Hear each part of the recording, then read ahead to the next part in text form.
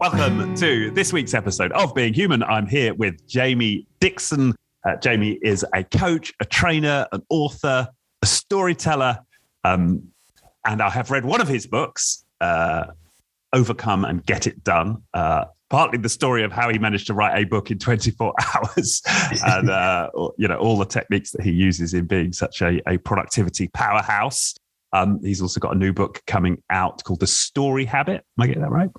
Yes. Which we can touch on some of those themes, living in the midst of a lockdown in Shanghai right now.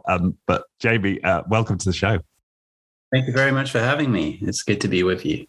Yes, a fellow Brit expat in China. Yes, I'm having a lot of these calls at the moment as I've got a lot of time on lockdown in Shanghai right now. It's good to connect with people. Right, and you were just telling me there's 5 other of you in a small apartment, yes. And you're remarkably in the middle of a lockdown, remarkably sane, it seems to me, and poised. So you're doing something right. Thank you. Yeah. Good. Well, I mean, just before we came on the show, I mentioned there's probably a couple of themes I'd love to get into. One is around productivity. For a lot of people, that's an important topic. And the other is storytelling. So I'm sure we'll touch on both. So I've read this book, Overcome and Get It Done, Productivity Principles that enabled me to write this book in 24 hours. Where do we start with that? Where did your interest in productivity begin? And how did this challenge come about? Maybe we should start there. I guess my interest in productivity, I guess it began when I first came to China, because I was working as an English teacher at that time, and I really, really wanted to learn Chinese, and I wanted to maximize the time I had to learn Chinese. So I was doing a lot of experimenting at that time with, how to put aside time and how to make the most of that time and learn in the most effective way. And that just evolved over the course of more than a decade to where I am now. I've been working independently for 8 years now. And for anyone who works independently, you'll know that it's a dream for a long, long time until you begin it. And then it quickly becomes overwhelming. And you either get really productive or you just die. So I had to learn how to be very productive. And this book in particular was really a challenge from a friend, because I wrote my first book, Shaping Paths: How to Design and Deliver Practical Training.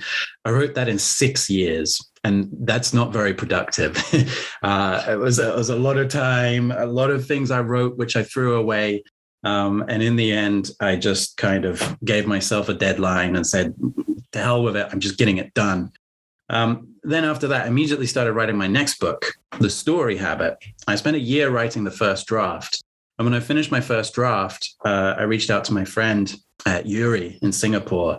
And I told him, I finally finished my first draft. And I said, my first book took me 4 years to write the first draft, 6 years in total. This one's just taken me 1 year, so I'm getting faster. And he said, why don't you share a bit more about how you've got more productive? Because a lot of people are really interested in, writing books, designing online courses as well, which is something I do. And maybe you can share what you've learned about productivity. And I took on his challenge and I said, well, how about I do this? How about I write and publish a book in 24 hours. And he said, yeah, go for it. And we started this little movement called 24 Let's Go.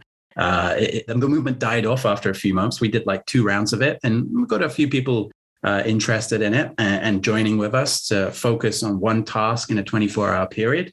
But yeah, I set aside like a 24-hour block within 2 days to go and stay in a hotel and just write the book and keep updating on social media, and then finally published it. And I was really, really happy when I actually did it. It was a really, really good feeling. Yeah, it must have been. And how did you sustain it for 24 hours then? A lot of coffee, or was it what kept you going? I mean, it sounds horrific, 24 hours. It was actually more like 15 hours. And there were a lot of breaks. I had a lot of breaks. I had a good night's sleep.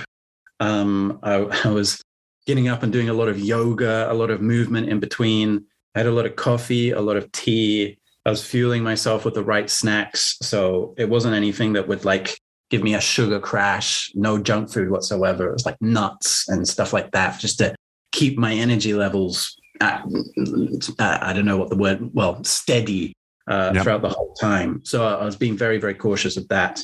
I made sure to go out for walks in the park opposite my hotel. I was staying in the beautiful Park Hotel in Shanghai, which used to be the tallest building in Asia back in 1936. So it's a really lovely Art Deco building. And just opposite it is People's Park, which is a beautiful park. So I went for a few little strolls there.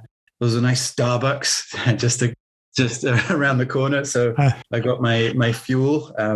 And yeah, so, I mean, the kind of conditions I set up for myself helped a lot, but also the way I approached it helped a lot as well. So I knew from experience with university, for example, everyone has to do a dissertation in their last year. And in theory, you get a year to write your dissertation. But what happens is everyone leaves it to the last day and then they panic. And then somehow they write a dissertation in one day. And I knew that was possible. And a dissertation is about 10,000 words. So I set myself a goal of, I'll write a 10,000 word book. And I then broke it down into chunks. So I'd write each section and I'd make it, I think it was about 500 words or 700 words per section. So I was using an app called Scrivener, which is specifically for writing books. And you can set goals so it tracks your progress. So every time I started a new section, it says you've written 383 out of 700 words and blah, blah, blah. And seeing that progress and knowing you're not far away from completing that section just keeps pushing you forward. It actually became really addictive in the end. And I didn't find it that exhausting. I found I was just buzzing throughout the whole time. It was really fun. Yeah. Yeah, so I can imagine that you kind of have this goal, and then when it's like, okay, so if I get to the end of this section, then I could like have some nuts, or I could go for a walk, or is that right? You're giving yourself that treat. Yeah, exactly. There were scheduled breaks throughout the whole time. There were like 2 Zoom calls that I had with my friend Yuri and other people who are taking part in the 24 Let's Go challenge. So I had those to look forward to. So there were all of these little milestones. And in the lead up to the milestone, like, if I can just squeeze this one more section in before I get to the milestone. And I think that there's one thing that I have to emphasize that made this book really, really easy is I've been training people on productivity for almost a decade now. And so a lot of the ideas in the book are things that I've been talking about for a decade. I've just never written them down. So they were already there. And so, just getting them down was the focus of the task. And the difference with this book and the other 2 books that I've written is that there's not a lot of structure. It's more a stream of consciousness. Here's one principle, and here's what I think about this principle, and a story, an example, a metaphor, some tips on how to use this principle. So in that way, it was very, very easy for me to write, actually. Whereas the other 2 books that I'm writing, that have written and am currently writing, they have a lot more structure to them. And the structure is getting the structure down it literally takes years of putting stuff out there and then finding the gold, getting rid of the dirt and refining and tweaking, getting some feedback, refining again. So with this book, I didn't do that. I just wrote and then put it out. And I think the fact that I emphasize I used these principles to write this book in 24 hours, alerts the reader to, this is what the book is about, and manages the reader's expectations as well. I found it's got some pretty good reviews, actually. People really like it. So yeah, it worked out really well. Yeah, I mean, there's sections of it I was mentioning to you that I found, very valuable and underlined. And something, just as you're describing the process, that comes to mind from the book is this distinction you make between motivation and willpower, and the metaphor you introduce around that. I wonder if you could describe that and to what extent that played out in the 24 hours. Yeah, so motivation and willpower, never ever depend on willpower, is basically my motto. I believe discipline is the art of making hard things easy. It's not the art of doing hard things, because you burn out so easily that way. And I know I don't think I have a lot of willpower, actually. I just depend on making hard things really, really easy. So the key to finding the motivation for doing things, one key is to ask yourself, what am I doing this for? Is this really, really important to me? And I remember when I was learning Chinese, so I speak Chinese fluently now, and I learned Chinese really quickly when I first came to China. I was conversational in about 3 months. And Wow. A part of the reason that happened was because of the way I was learning. I was in the country. I was speaking to people every day. But another part was my motivation. I was with other foreigners who were also studying at the same time as me, but just didn't make as much progress because they didn't really care.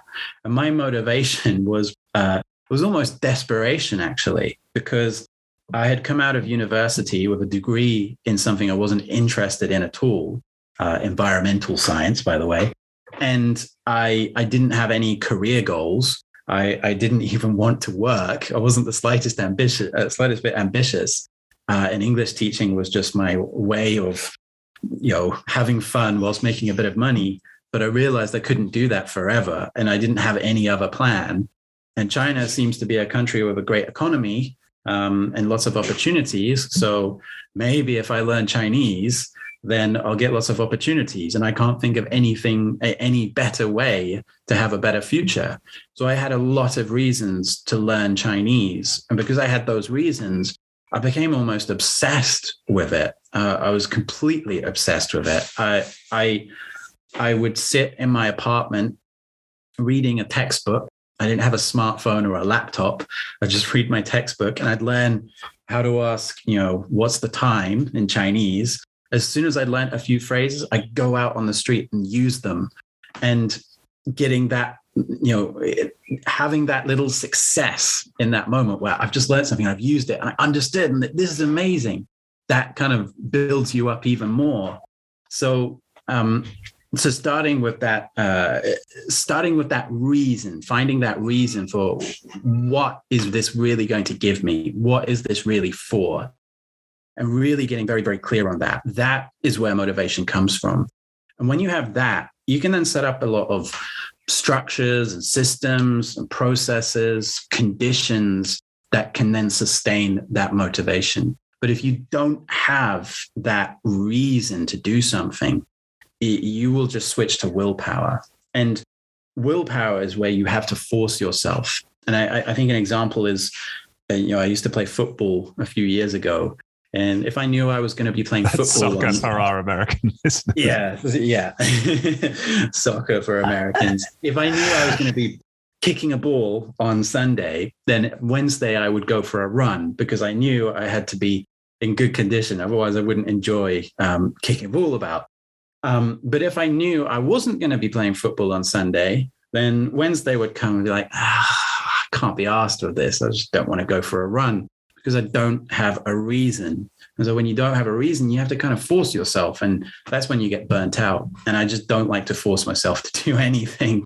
I make sure that whatever I'm doing, I am motivated to do. I'm not depending on willpower to do it. Yeah. Yeah. and it sounds to me like what's key to that is this question: what is this? What am I doing this for? What am I doing this for?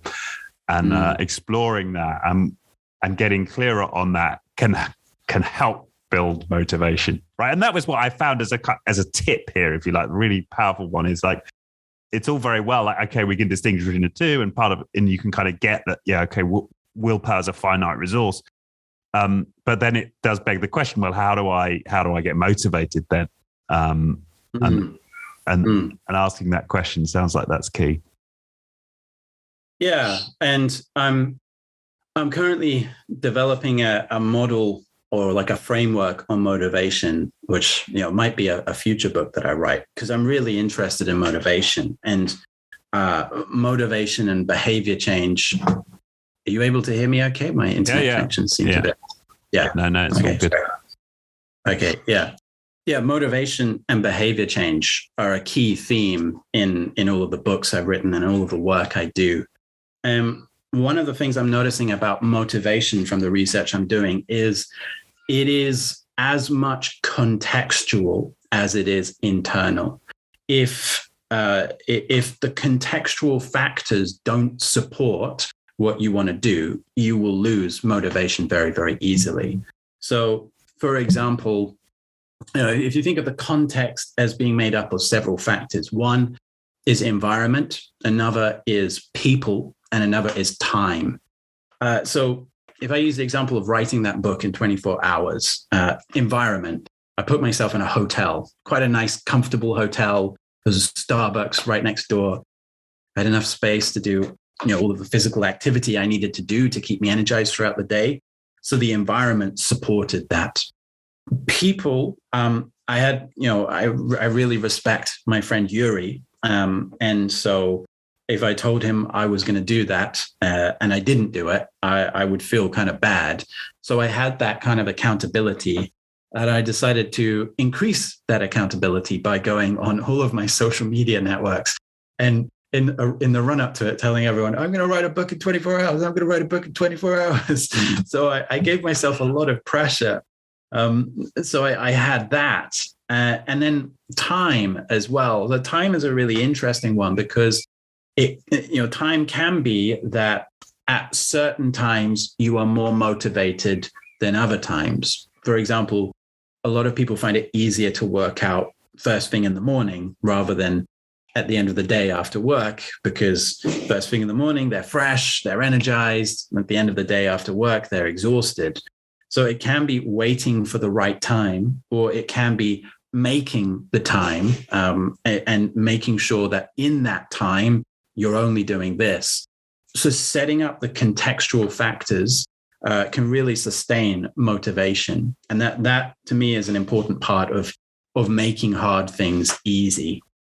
So, as another example, I really like to work out and I like to do calisthenics, so body weight exercises. And at home, I have these calisthenic rings, which they're hanging in my hallway and actually in my bedroom. So whenever I want to, I can just get these rings and I can work out anytime I want to. It's very, very easy to do.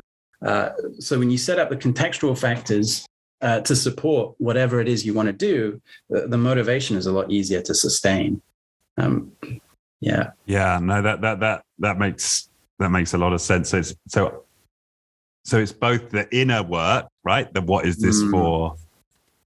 And creating the environment, creating the context. Yeah, absolutely. Finding the right reasons, making sure you do it in a way that feels good for you. So, I mean, I listed 3 contextual factors: environment, people, time. The internal factors are feelings, goals, and abilities. So a goal is about what you want for the future. And, I want to be healthy. I want to be a bit stronger. Feelings is I apologize, it's a bit noisy in my apartment. That's fine. Oh dear. Okay, someone's taking care of them. Sorry about that. That's all right. So goals is about what you want for the future. And that's where you're activating your imagination to imagine, in the future, I want to be healthy, or I want a great career, or whatever. And the clearer that vision is, the more motivating it is. If it's abstract, it's not going to be motivating at all. If it's, I want to be healthy, that's not enough. But if it's, I want to feel a lot slimmer and be a lot more mobile and have enough energy to play with my kids, that's a lot clearer. Then there's feelings, which I think are extremely important to listen to, because everyone's body is made up in different ways. And feelings come from this biological process called interoception. And interoception is where our nervous system is taking in signals from our internal organs about our current physical state. Do we have, is there enough sugar in our blood? Do we have enough energy? Is there enough, are our lungs functioning well enough? And they will then convert these signals into feelings that tell us what our body needs. And it's basically our body's way of telling us how to survive. And if you ignore these feelings, then you're kind of not helping your body get what it needs. So it's really important to listen to those feelings. If I go back to the example of working out, I used to do weightlifting, but I hated it. I felt terrible when I did it. It just drained the life out of me. And that's why I now do calisthenics, because I feel amazing when I do it. And that's just the way my body works. My body doesn't like heavy objects. My body likes moving itself instead of other things. So finding the right task that allows you to achieve the goal, but also allows you to feel right as well. And then the other thing is ability. If it's too hard to do, you're going to feel terrible when you're doing it. If it's too easy to do, you're probably going to feel bored. It has to be at the right level for you to kind of get into a state of, I'm challenged, but I can do this, and it gets really, really addictive. So the internal factors, goals, feelings, abilities, they have to be aligned. And if they're aligned and the environment, people, and time are all supporting this, then boom, you will skyrocket your way to your goal. But if one of those factors is out of sync, then it starts to fall apart. Right.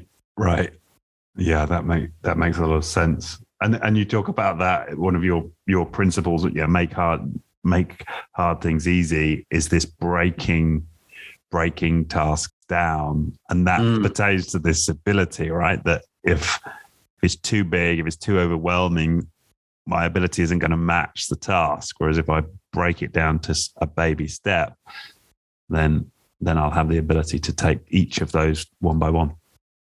Yeah, there's one really powerful example, actually.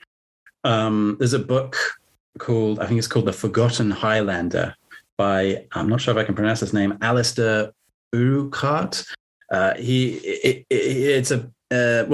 This book is about his experience as a soldier in World War II, when he was captured by the Japanese and sent to work on the Death Railway.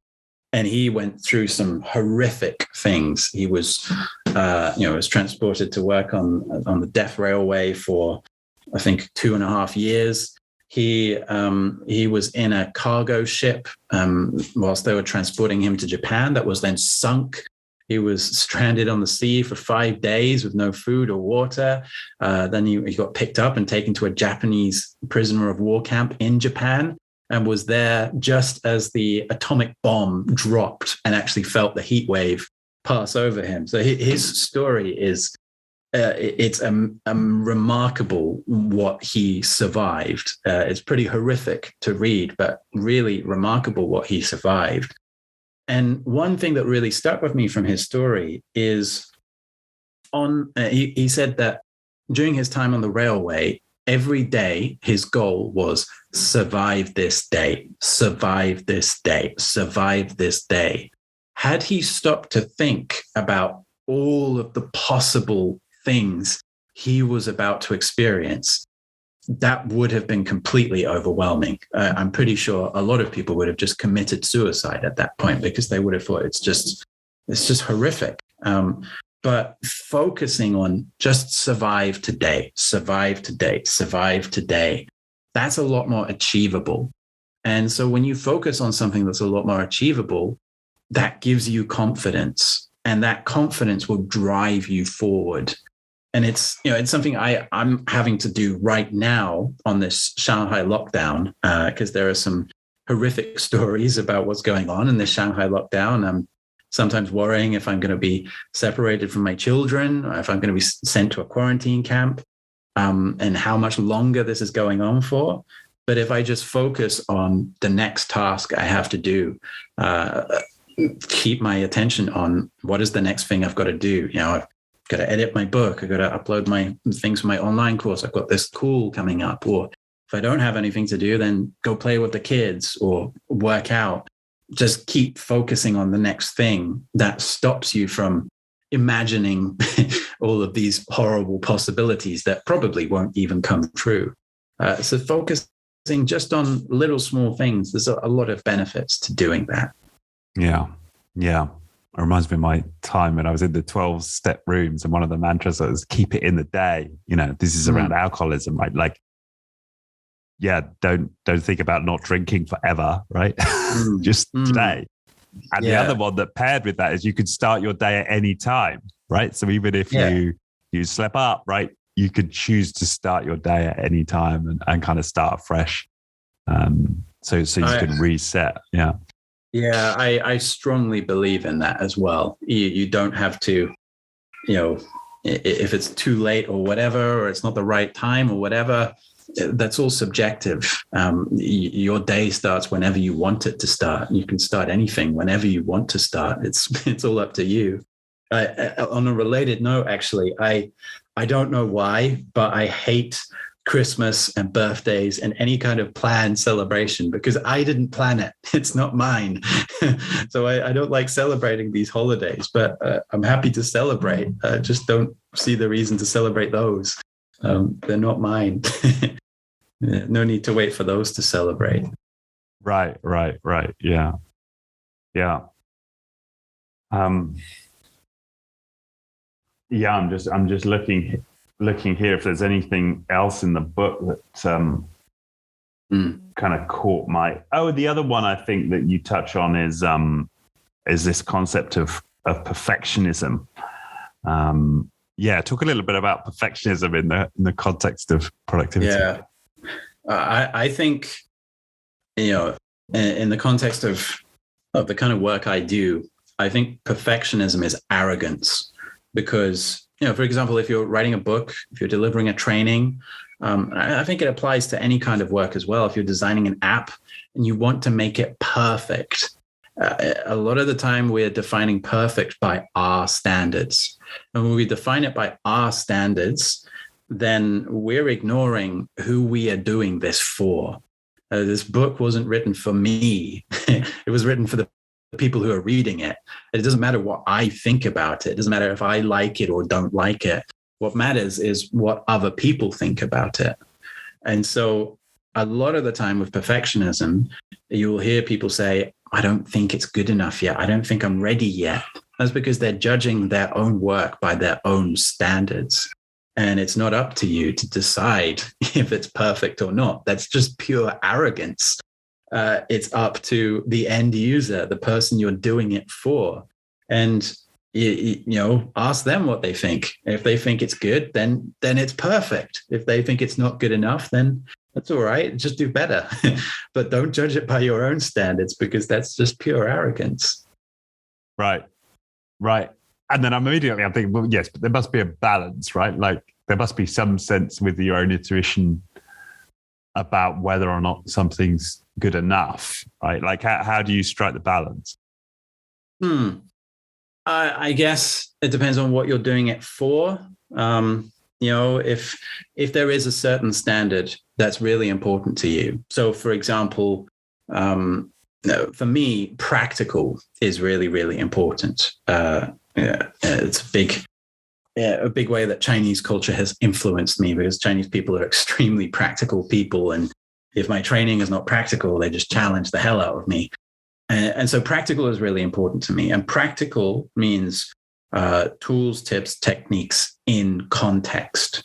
And so if I'm going to be writing a blog entry or writing a book or creating a video, I want it to be tools, tips, techniques in context. I want it to be practical because that's a standard that's important to me. And the reason it's important to me is because, it seems the people I make it for appreciate that standard as well. And I want to have some kind of consistency. So if you are clear on the reasons you're doing this, on the reasons you have this standard, and it actually helps you, then that's fine. But if your standards are holding you back, then you need to kind of look at your standards again. And why are my standards stopping me from doing anything at all? I mean, I honestly know a lot of people who have been writing books for years and years and never want to publish them because, I just don't think it's good enough yet. But that's when your standards are holding you back. Your standards are your own enemy. So make your standards your friend. And I think that's the way of balancing it. Right. Yeah. No, that makes a lot of sense. Something else that your principle number 5, which I thought would resonate with a lot of people, especially if you're working inside an organization. And I see this a lot in organizations. And this is the belief that we can't say no. And this is the broader context of, examining our limiting beliefs. But that seemed like a pertinent example. How often are people in a hierarchy and they don't feel like they can say no to senior leaders, even though part of them knows that by saying no to this, I'm actually going to be able to please, perhaps the very same senior leader or at least other senior leaders, because it'll give me the space to get something done.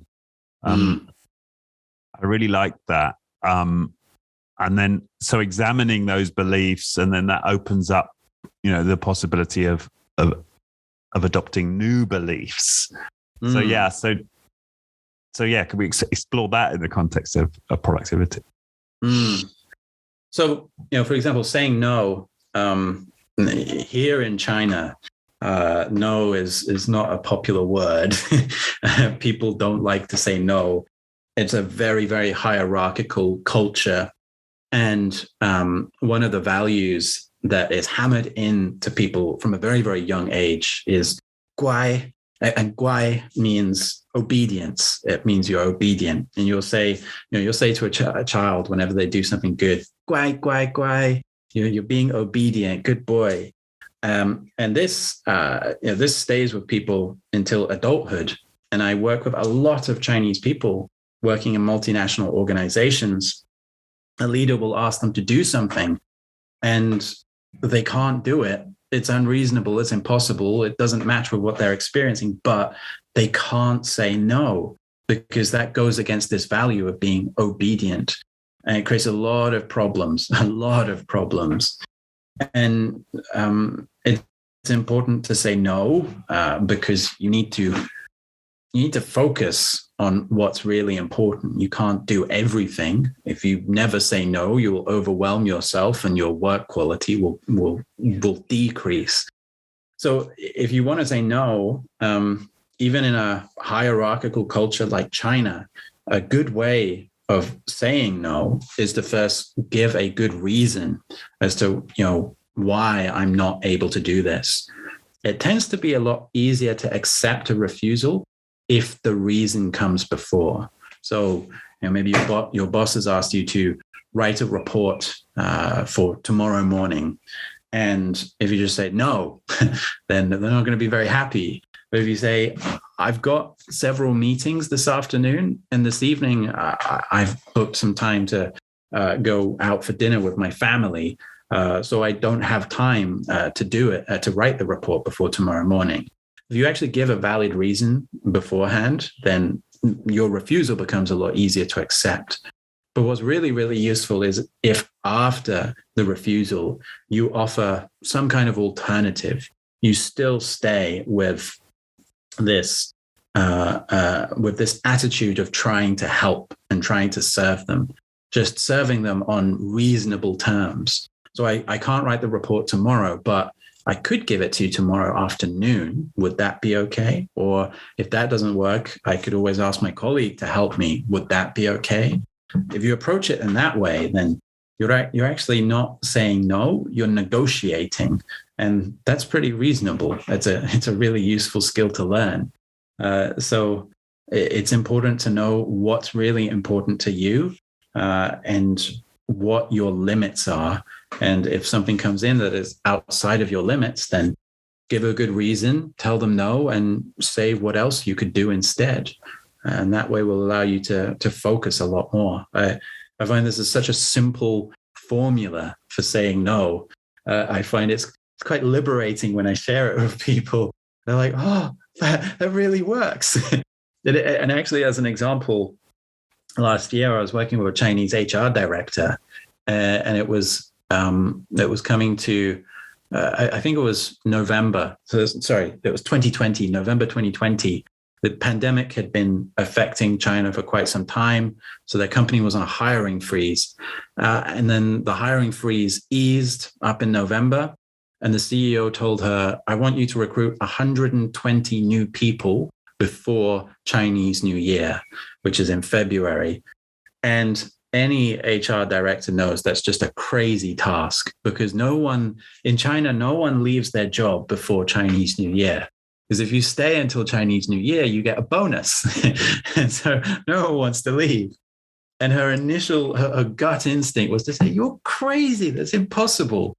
But she remembered this formula for saying no. And she said, look, this is the challenge with recruiting that many people at this period of time. I don't think I'm going to be able to do it, but I will do my best. I can't promise I'll get 120 people, but I'll do my best. And in the end, she managed to recruit 70 people, and the CEO was quite happy. And then, all the others she just recruited in the months afterwards. And so it worked out quite well for her. It's a very simple formula, but when you use that formula, life just becomes so much easier. Right. Yeah. No, that makes a lot of sense. And you use that example in the context of this limiting beliefs, like examining limiting beliefs. Is there a broader principle at play here as well that you're using in coming up with that particular formula, for saying no? I think the broader principle is to just be reasonable. It's just to, if I say no, if I just say no, I'm not really being reasonable. I'm not giving people a reason to understand why I'm saying no. But if I give a reason and then I show that I'm trying to help by offering an alternative, then I think that's being very, very reasonable. And I think people not everyone, but a lot of people like reasonable people. Reasonable people are easy to work with and very predictable. So being reasonable, having reasons for doing things and trying your hardest to find ways to help people the best in the best way, just be reasonable, and people appreciate that. So I think that's probably the higher reaching principle there. Right. Yeah, got it. Good. Well, that was... those were the main points of interest I had around overcome and get it done. Is there anything that you'd have loved to bring out, from that whole experience of the book or the content of the book itself? Perhaps before we move on to your your other interests around storytelling. I think one philosophy I believe very strongly in is experimenting, and that book was an experiment for me. It was an experiment in new ways of writing. And I find when you experiment with things, you learn so much. Now, I think the only way you learn is by doing things. But when you experiment, it's a way of doing things where you open doors you've never opened before. And so I got a lot of benefits from doing that. It was completely different to how I wrote my first book and how I'm writing my next book.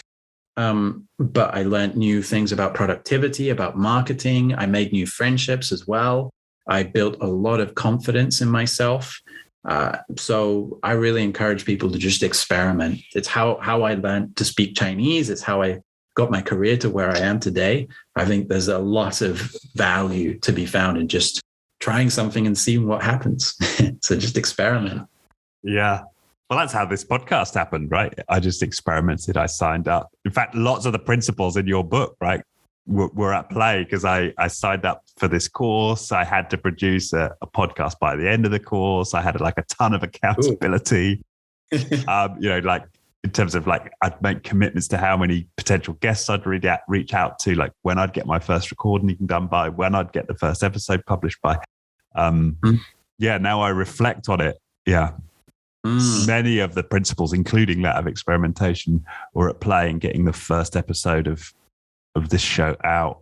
And now it's, we're over 200 shows. So wow, congratulations. And I bet it just sustains itself now as well.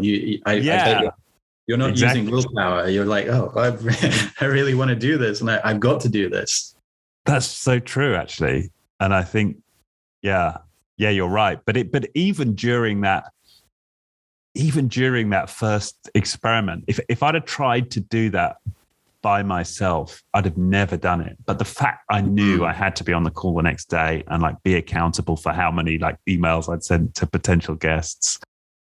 And this was right in the middle of kids and like sleep deprivation. And I was literally like pulling over in laybys, coming home from like trying to get a wife, a phone signal to like log on to my accountability call. I mean, the whole thing was kind of chaotic in a sense, but without all of the accountability and the environment, I would have never have done it. I have a similar story about how I actually ended up in China. And I may very well have never ended up in China if this didn't happen. So I just graduated from university. I was working in a cafe. I was thinking, what the hell has happened with my life? I've done 3 years at university. I'm working in a cafe. This is not what I want to be doing with my life. And I had a girlfriend at the time. And on this particular day, I had an argument with her. So I went home and I was just really angry. I thought, the hell with it. I'm going to leave the country. And I'd been hearing about teaching English at the time. So I went on this website, TEFL.com, and I submitted my CV. And a few hours later, I thought, okay, I'm probably overreacting here. Maybe I don't need to leave the country. But the next morning, I checked my inbox. I had dozens of job offers from schools all over the world, including China. And I thought, this is a little bit too good to pass up. Maybe I should look into this. And I looked through the offers. There was one school in China that really stood out. And I sent them an email saying, that looks kind of interesting. Could you tell me more? And they said, yeah, blah, blah, blah. By the way, would you be able to come in 3 weeks? I thought, okay. And because it was all in such a rush from there, I didn't have time to stop and think about what I was doing. And 3 weeks later, I was in China. And it was only a few weeks after I'd arrived in China, I realized, what the hell have I done? I'm in China. But I didn't stop to think about it. I just did it. And I'm the kind of person that likes to think a lot before I do things. Had I spent that time thinking, I wouldn't be here. And my life has turned out really, really well since then. I have a great career. I've met my wife. My business is going very well. So, just because I got on a strop really paid off. Wow. And I guess you ended up in China single, right? I did, yes. I had to have a conversation before I left. Right. Well, just diving in. Experimenting. That's a great story. In fact, I have a similar teaching English story. I saw an advert to go teach English in Africa in a magazine on the back parcel shelf of a friend of mine's car. I was coming back from a nightclub drunk and found this article or found this advert.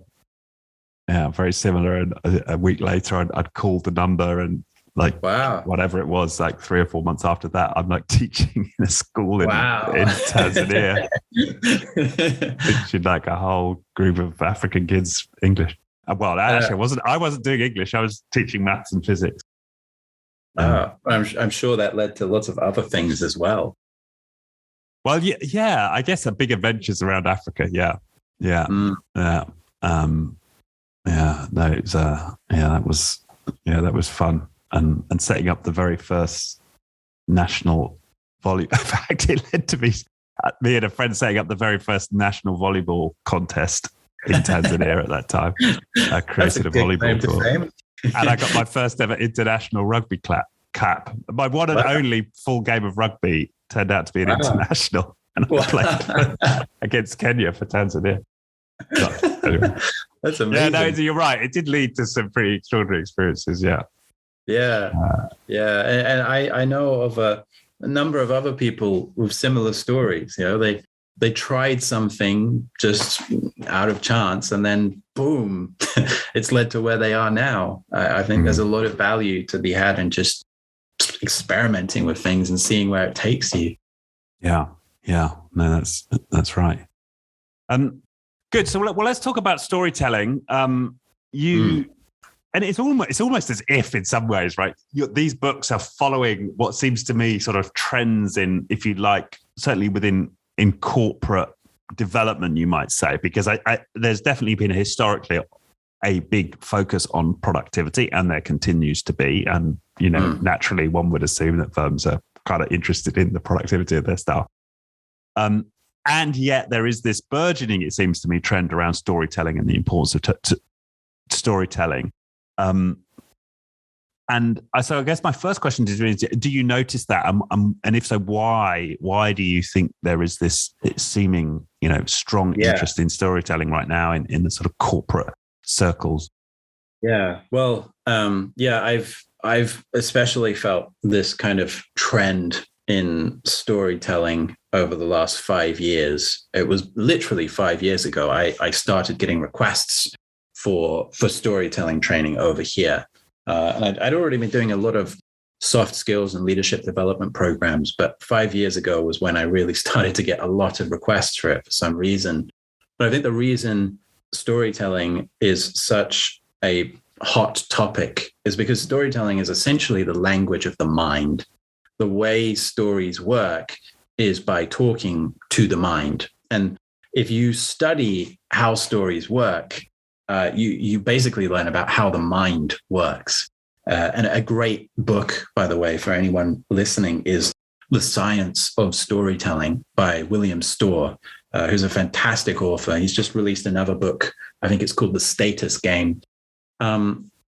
And reading through The Science of Storytelling, a lot of what he comes back to is the science of consciousness and how we perceive things.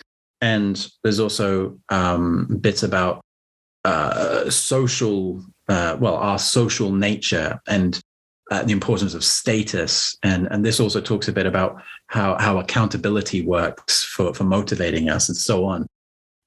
So there's a lot of there's a lot of psychology behind storytelling, and I find it's just so much easier to think of it as the language of the mind.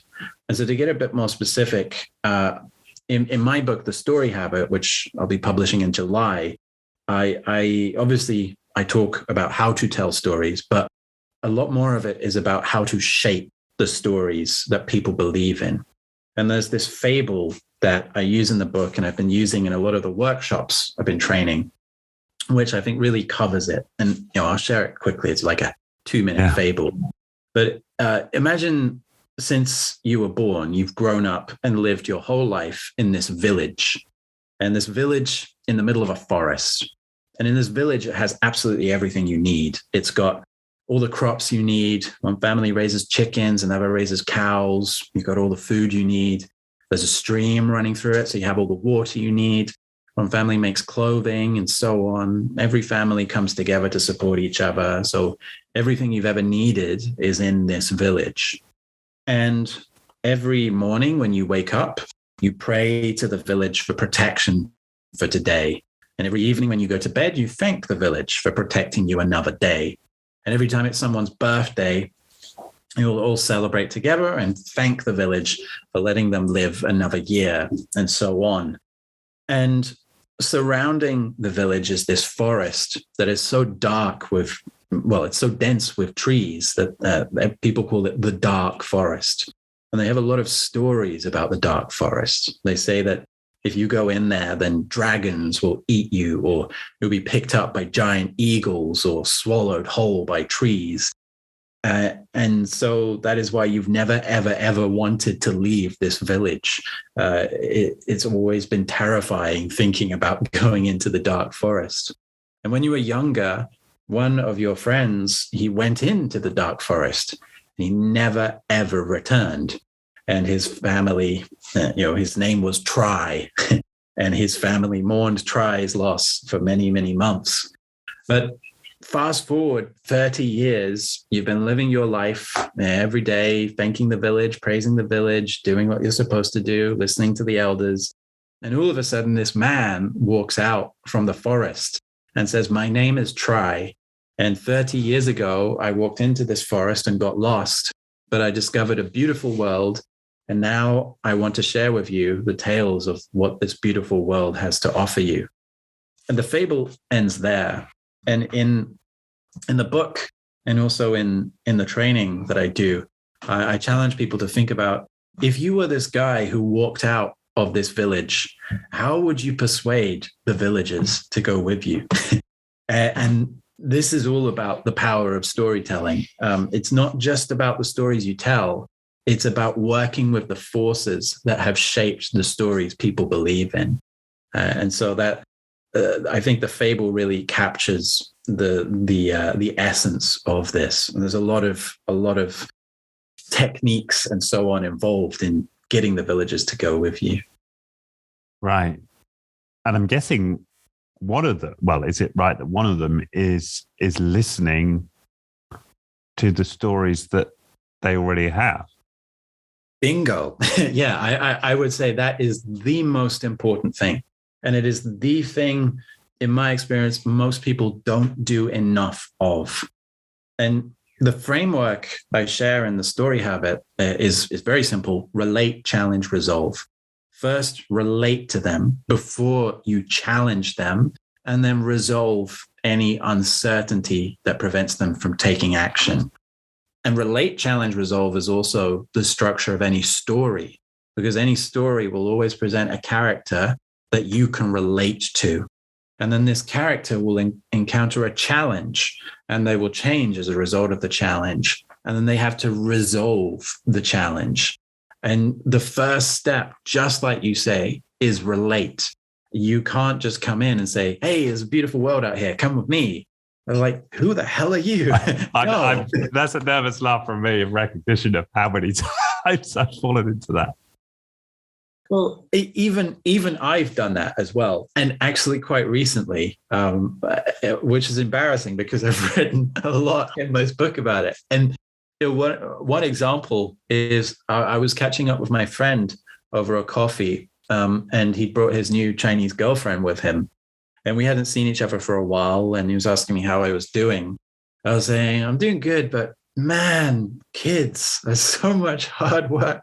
They're so relentless, and I just can't get a break. And oh my God, give me a break." And as I was complaining about my kids, his Chinese girlfriend kind of she got kind of triggered by what I was saying. She said, "Having kids is an honor. It's a privilege. You should be happy to have kids." And, I don't like people who have excessive levels of positivity. I don't have much tolerance for it. I'm a realist. And so I said, "Well, yeah, of course, I love my kids. And yeah, it's great. But it's really hard work. And we have to be realistic. And we have to vent if we're really frustrated. That's all I'm doing." My friend kind of wised up to what was going on, and he changed the subject. But an hour later, when his Chinese girlfriend left, he shared with me, she had to go off somewhere else. He shared with me, "Jamie, when she was born, she was abandoned by her parents, and she was really lucky to get adopted. And I realized in that moment that I hadn't related to her.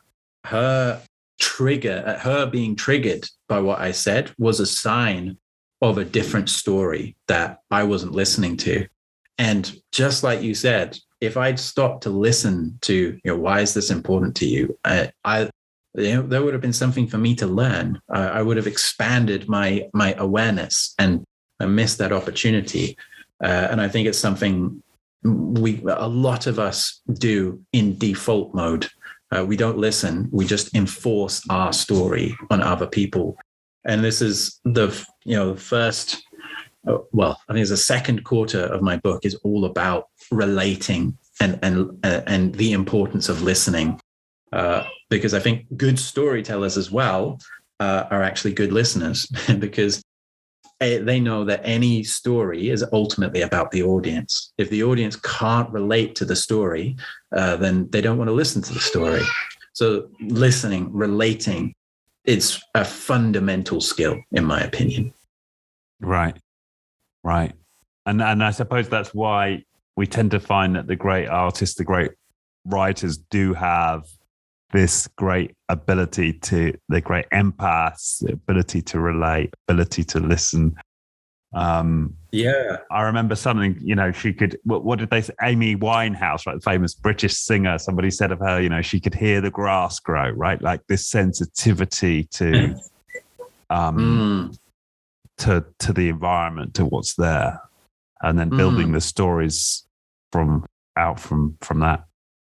Yeah, I think if you look at, for example, Disney, I think Disney is a great example because any child in the world has watched a Disney movie, and any adult, whether they will own up to it or not, has enjoyed a Disney movie and still enjoys a Disney movie from time to time. And it's no coincidence that people enjoy Disney movies. I'm pretty sure they have these executives who have hundreds of millions of dollars being invested into them, with their sole focus being on researching their audience and understanding what life experiences is their audience going through right now. I think, we were watching, my wife and I and my kids, we were watching the Disney movie Brave the other day. And my wife was commenting that, it's really interesting how so many Disney movies are about girls who break from tradition where people are telling them to get married and they're now these independent warriors. Brave was like that. I think Frozen was like that as well. And that's a reflection of what people are going through in society right now. We had the Me Too movement. Women have a lot more freedom and independence these days than they used to. And so any company involved in storytelling will be spending a lot of time looking at their audience. What forces are shaping their audience's experiences right now, and how can we relate to that? And that's how they make so much money, I guess, because they relate. Yeah, I think that's right. And then I think you've got the recent examples with Disneyland and Disney World in the States. I don't know if you followed it, where they've stopped saying boys and girls as a greeting. And of course, this has created a lot of political controversy. Yeah. And actually they've from what I understand, there's protests outside the gates, and the parks are not as populated, because they're probably getting ahead of a lot of their core audience, right? I guess so. Yeah. I haven't read about that. Yeah, I haven't read about that, but it sounds like they maybe misjudged that a bit. Maybe they thought their audience would appreciate that, and maybe they didn't. Yeah. So of course it cuts both ways, but it's the same point, right? If you're misreading the audience to begin with, you know. I mean, I remember I worked in a small consulting company about 10 years ago. And at the time we had this customer relationship management system, which it wasn't perfect, but the salespeople, they knew how to use it, and they'd go out to sales meetings, and they would come back and they'd type up their notes in the system. And we had this new director of operations. I'll just call him Barry, not his real name, but Barry. He came in and he had this background in IT, and he could code and make software and so on. And he said to the general manager, I can make you a much better system that will allow you to track all of the outgoing expenses, cash flow, everything. And it will be everything in one system. And of course, the general manager loves that. So he went ahead and made this new system.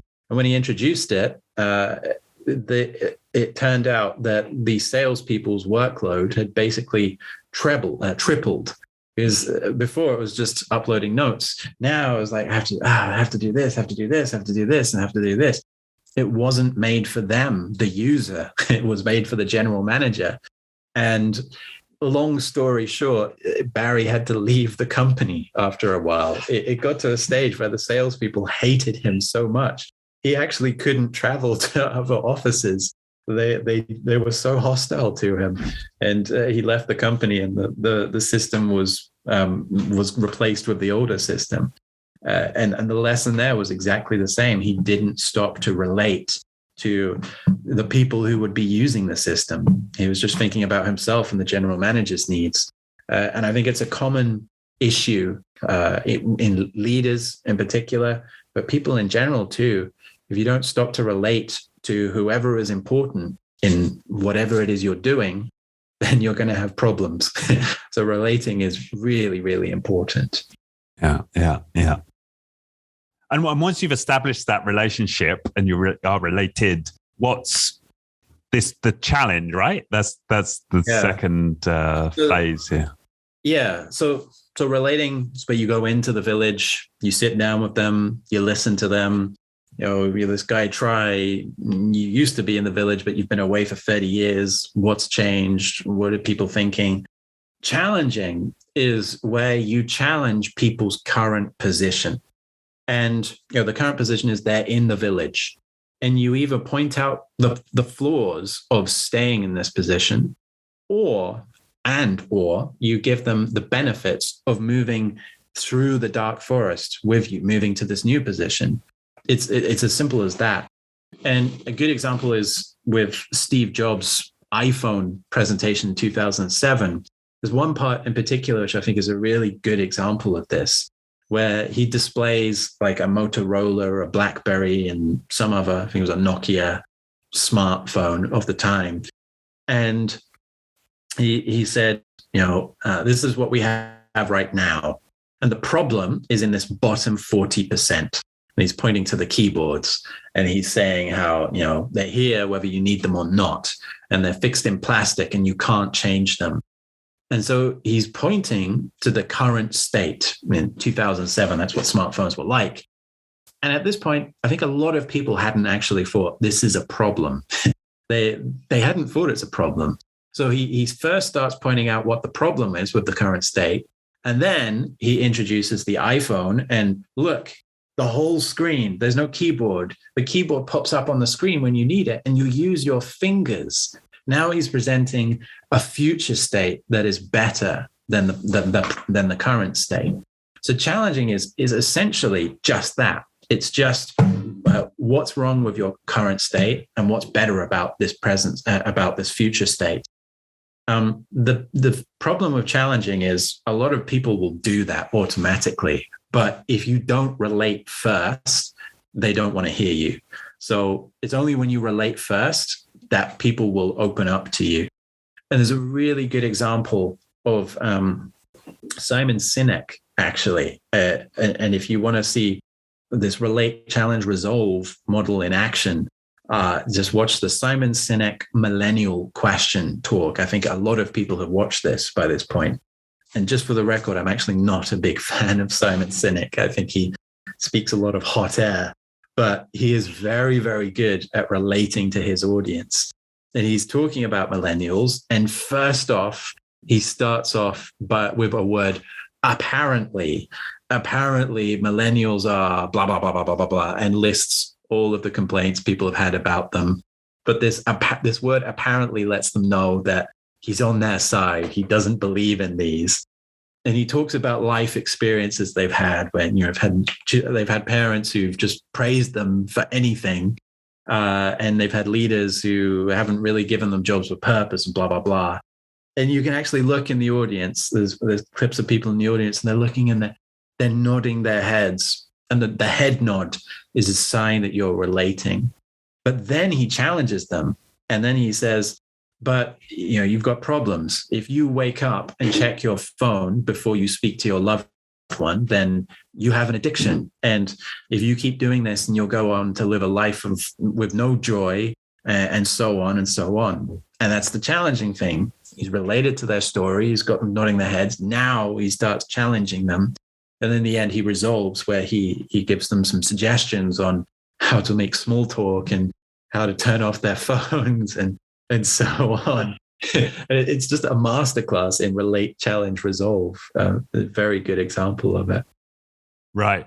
And and I guess whatever you think of him, the guy's got, millions of followers, haven't you? And I know somebody saw that talk. I've not actually seen it, but a friend of mine said it, and he showed it to some of his, he's not a millennial, but some of his millennial staff. And they said how they found it so patronizing. So I guess for at least some, well, it just goes to show, I suppose there's an art to this. Well, A, there's an art to it, and B, you're not going to please all the people all the time. But exactly, and I think I think the audience it appealed to perhaps were American millennials in particular, and millennials from other cultures perhaps not so. The issue I have with Simon Sinek actually is I find he's amazing at relating, not so good at challenging and resolving. And I think if you watch his original TED talk about, was it The Power of Why or something? He talks about made him famous, wasn't it? Yeah, it is a really good TED talk, but there's a lot of relate. His message is, there's more to business than profit. Business should be about purpose, not just profit. And that's something a lot of people want to believe. And so it's really easy to appeal to people when you just relate to what they want to believe. I'm sure there's a lot of truth to that, but I think reality is a lot more complicated than, if you have a business that's all about purpose, it doesn't guarantee your business will survive. Profit is also kind of important, cash flow more so. There's a lot more to business than just purpose. And if you wanted to be a snake oil salesman or a con artist, you would just do an amazing job of relating. It would be so easy to go into that village and say, hey, you guys know there are dragons in this forest.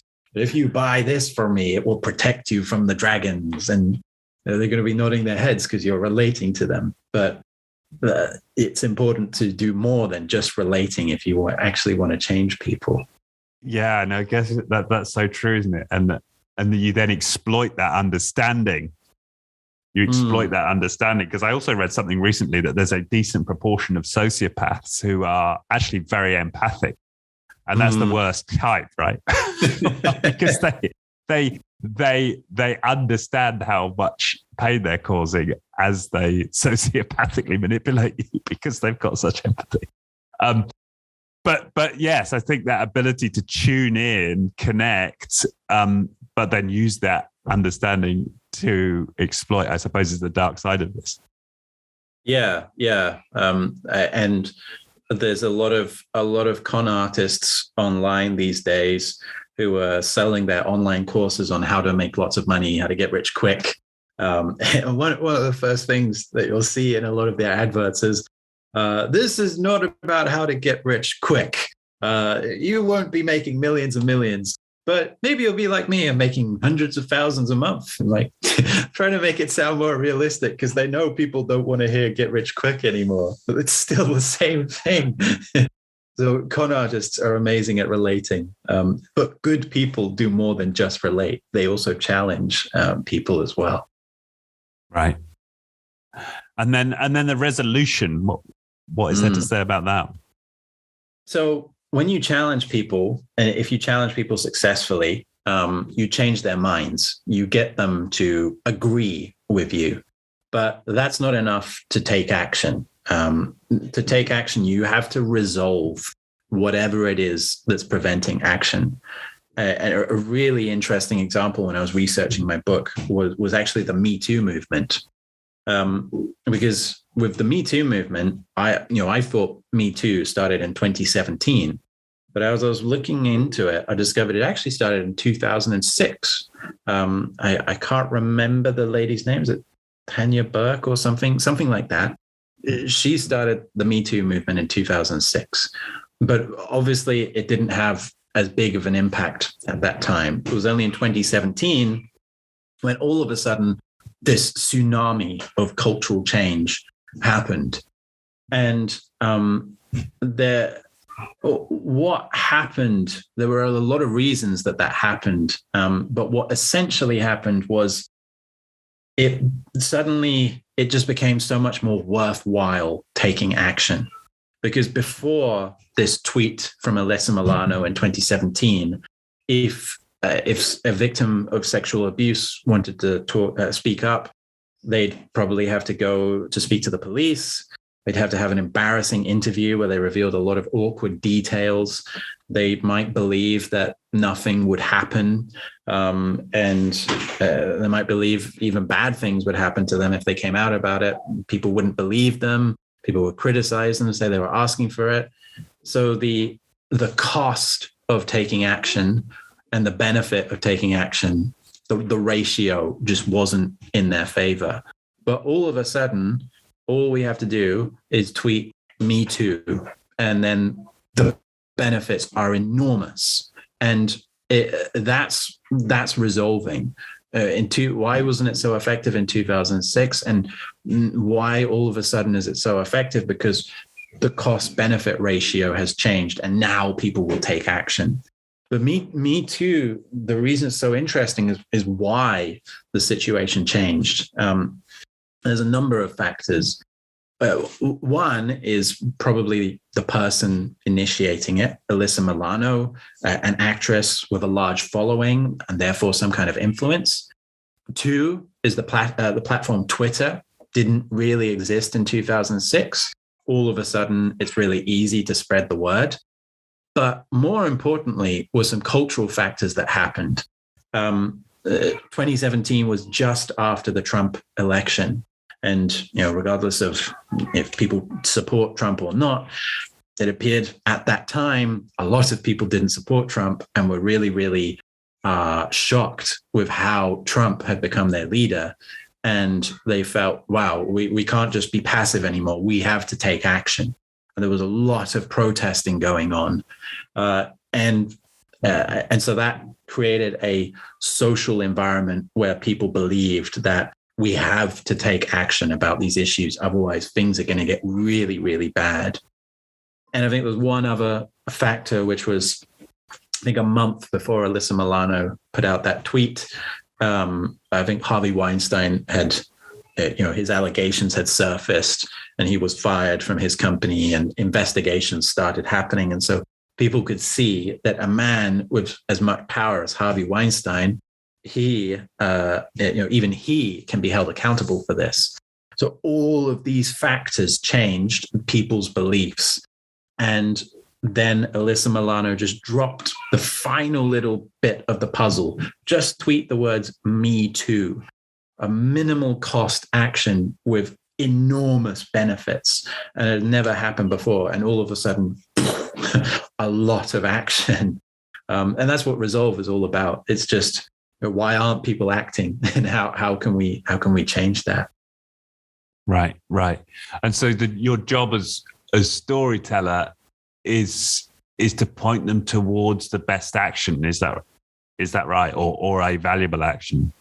Yeah, it's to inspire them to take a valuable action. But I think a really important job of really effective, I maybe not use the word storyteller, but influencers, is to understand and observe what factors are shaping the stories people believe in and work with those. And, before Me Too, people believed it's just not worth speaking up. Nothing's going to happen and it's going to go through bad things. But now the conditions have changed and people's beliefs are starting to change. And if you can notice that, then you can say the right words at the right time and boom, action. And another example is I watched a Netflix documentary about a month ago about Neymar, the footballer. And he shared a really interesting example when he was younger. One time his dad pulled him aside and just berated him and said, why didn't you run in that match? And he said, well, my teammates weren't running, so I didn't run. And he said, you son of a gun, you outrun your teammates. You run so fast that you motivate them to run.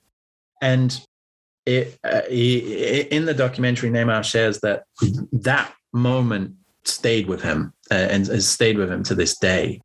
And it was as his father taking advantage of a particular moment where he noticed the conditions were in place.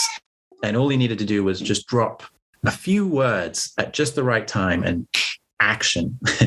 And so I think a really important job of a storyteller is to pay attention to that context. And that actually goes back to what I was talking about earlier about productivity and context's impact on motivation.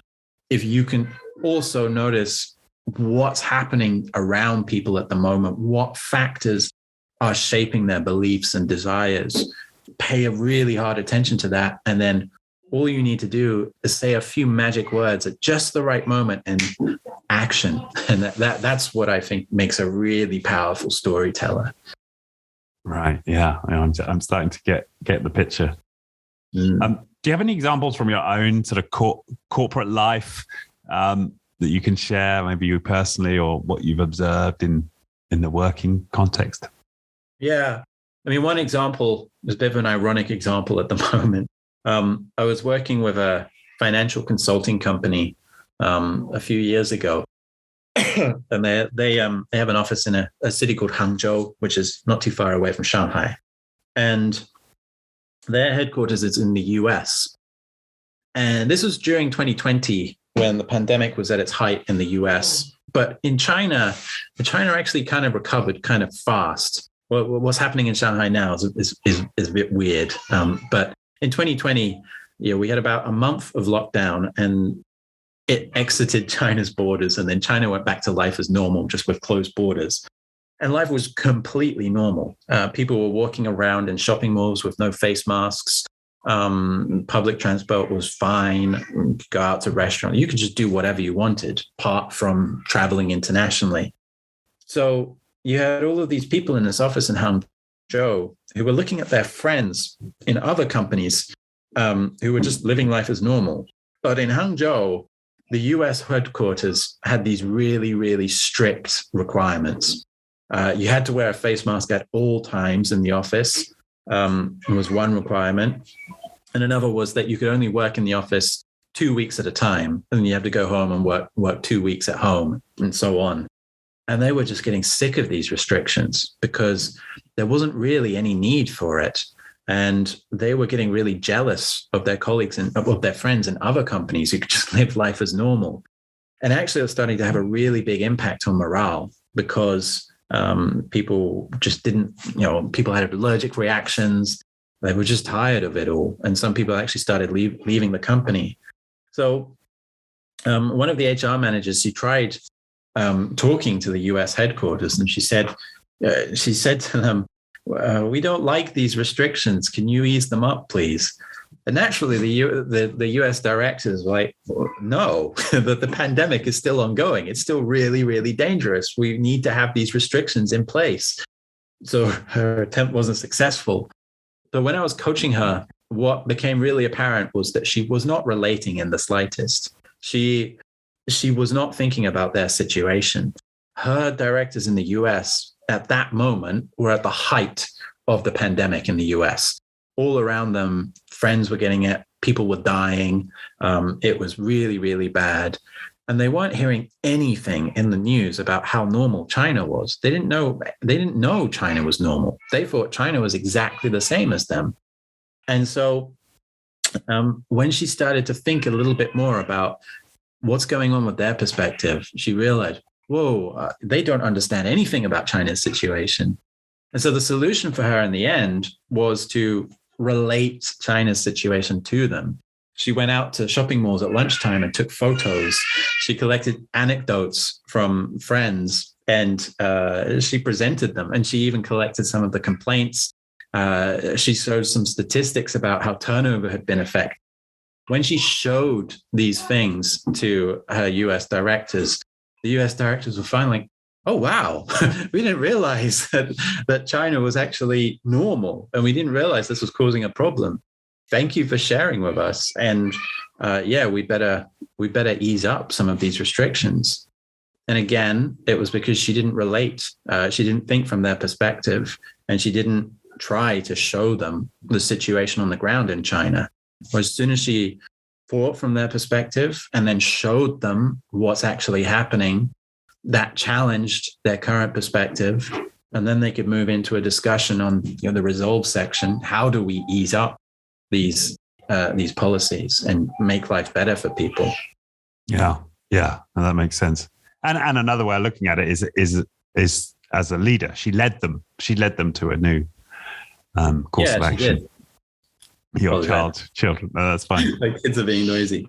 Yeah, she did. She had to think a lot more from their perspective and really show. And again, that's a key principle in storytelling: show, don't tell. If you keep telling people, we're not happy, can you change it? Doesn't have an impact. She actually had to take pictures and show them what's actually happening and the problem this is causing and how it's unnecessary. It's only when she showed them that it started to have an impact. Yeah. And I guess in the absence of in there, she's got physical evidence, she's got photos. But I guess as a storyteller, you can also show can mean illustrate with words, right? Build pictures in people's mind. Yeah, absolutely. I mean, when it comes to showing, I think there's 4 ways of showing. Words are, if you use vivid words, so don't say my boss was angry, say my boss threw his laptop out the window. You use vivid words that paint pictures. That's something you can always do, and it's a great habit to develop. It's actually one of the story habits, hence why I call it the story habit. Another is to give a lot of examples, actually tell stories. But 2 more, even more effective ways. One is to demonstrate to people. Don't say anything, just demonstrate. And another is to provide experiences. So demonstrating, if you go to a yoga class, the yoga teacher will be in front of you demonstrating instead of telling you. And providing experiences, if you go to an Apple store, you can experience the product for yourself without them telling you. These are much more effective ways of showing. And so I think great storytellers know that, sometimes you got to let people experience things, or you got to demonstrate things to people, and then they will get it, rather than just listening to me talk. Yeah. No. And I get thinking about habits I love, right? One of our most recent guests was talking about, he's a complexity researcher and how human beings are habits. You could think of humans, as a complex process. We can think of human beings as complex processes, and complex processes are made up of habits. One of the ways we can think about a complex process is a collection of patterns, or we might say habits. And so if we consider ourselves to be a complex process, how can I intervene in my own process? Well, it's through changing my habits, right? So this idea of thinking of ourselves as a collection of habits, I think, can be powerful. And so this idea of picking up habits of storytelling, I like. I think one story habit, my favorite story habit, is to just notice change. And noticing change, the reason this is a good habit is because any story is always about a change. It's never about, I woke up, I got on the subway, went to work, came home. It's never about life as normal. It's always about something changed. And we experience a lot of changes every single day. Shanghai lockdown is a change I'm going through right now, which is why you can hear my kids running around screaming in the background. And when change happens, there are stories to be found within these changes. So a simple way of becoming a really good storyteller is to build a story pool in our memories of changes that have happened. And then when we need to tell a story, maybe we need to explain something to someone, maybe we need to teach something, maybe we need to answer a question, we can go into our story pool and pull out a story that we can use. And the more you pay attention to the changes that happen in your life, the more stories you will have in your story pool. And the more you actually take these stories out and practice with them, the better they will get. Because the first time you tell a story is never the best time. It's only when you tell the story and then, that didn't go so well. And you try it again, that theme of trying and experimenting, you refine the story and then it gets better and so on. And it all starts with that one simple habit of just noticing change. Whenever there's a change in your life, that's an opportunity to tell a story and to develop your storytelling skills. Yeah. No, I like that. Any other habits to share, or do you want to save that for people when they buy the book? I think maybe one final habit I can share, which comes to mind at the moment, is to regain awareness, because a really useful application of storytelling is when you're trying to teach people how to do things. Maybe you're a manager and you feel your employee is not very good at communicating. And so you want to tell them, get better at communicating, but then they don't understand what you're saying. And a problem when we try to teach people something is we don't know how to do it ourselves. We just tell people, get better at giving feedback, or next time, make sure your presentation is better. We don't actually know how to do it. We just know what we want them to do. And if we're already good at that, and we've probably forgotten how we do it, then regain awareness. Observe yourself in action. How do you do that? When you give people feedback, how are you doing that? What are you doing first?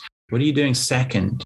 When you stand up and give a good presentation or you tell a story, how are you doing that? What are the steps you're following? And once you regain awareness of the steps you're following, then you can break it down into little steps and explain one at a time. And again, it's that habit of just regaining awareness, observing yourself in action to regain awareness. And then everything becomes easier to explain. Yeah. Being conscious, being aware in a moment, mindful, right? Which again, you talk a little bit about in the productivity book. Yeah. No, that makes sense. Okay. Wow. Well, I feel like we've had a tour of at least two major themes in your career, in your work. So I've really appreciated that. Thank you. Anything you'd like to leave our viewers with before we close out? Or viewers or listeners? I guess just if anyone wants to get in touch with me, I'm on LinkedIn. Just search for Jamie Dixon and you'll see my face on an orange background, or just go to my website, shapingpaths.com, and you can find my contact details there. And the book, The Story Habit, will be available in July. So follow me on LinkedIn and you'll see when it gets published. Right. Yeah. And I guess right now you're available in Shanghai physically, and you'll be soon be returning to the UK. Is that right? Yes. Within the next 6 months, roughly, if everything goes to plan. Right. Yeah. Good. All right. Well, thank you so much. I feel like I've learned a ton in the last, whatever it's been, 70, 80 minutes. So thank you for that. I really appreciate your time. Thank you. Thank you very much for having me. Thank you. Thank you. Great. All right. Thank you.